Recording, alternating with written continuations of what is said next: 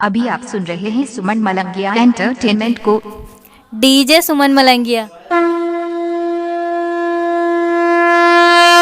बोला बोला बाबा बासुकीनाथ की।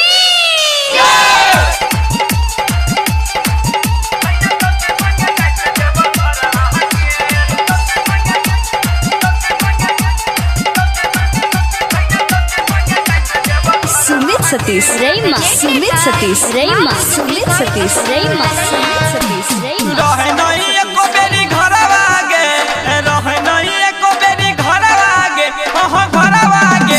सैया सत्य संगे जाय छे देवा घर आगे, सैया सत्य संगे जाय छे देवा घर आगे। रहे नहीं एको बेरी घर आगे, गे रहे नहीं एको बेरी घर आगे, हाँ घर आगे। सैया सत्य संगे जाय छे देवा घर आगे, सैया सत्य संगे जाय छे देवा घर आगे। डीजे सुमन दीवाना, डीजे सुमन दीवाना, खाए अजीपुर गांव मलंगिया मधुबनी। मोबाइल नंबर 8882452308 है।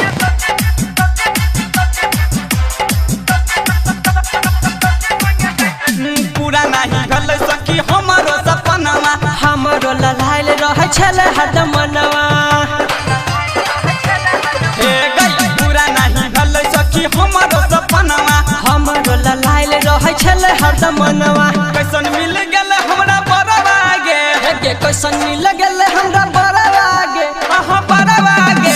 सैया सती संगे जाय छे देव घरवा गे, सैया सती संगे जाय छे देव घरवा गे।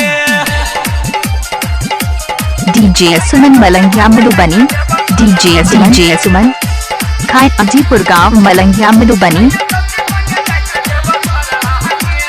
सुमित सतीश रईमा सुमित सतीश रईमा सुमित सतीश रईमा सतीश रईमा हमर न बुझाई एको रति दुख गे, आई तक पेलिए न सैया के सुख गे। हे गई हमरो न बुझाई एको रति दुख गे, आई तक पेलिए न सैया के सुख गे। ऐसे निमन हैला भरवा गे, हे गे ऐसे निमन रहैला भरवा गे, हल्ला भरवा गे। सैया सती संगे जाय छे देव घरवा गे, सैया सती संगे जाय छे देव घरवा गे। रहे नहीं एको बेरी घर आगे, रहे नहीं एको बेरी घर आगे, हाँ घर आगे। सैया सती संगे जाय छे देव घरवा गे, सैया सती संगे जाय छे देव घरवा गे।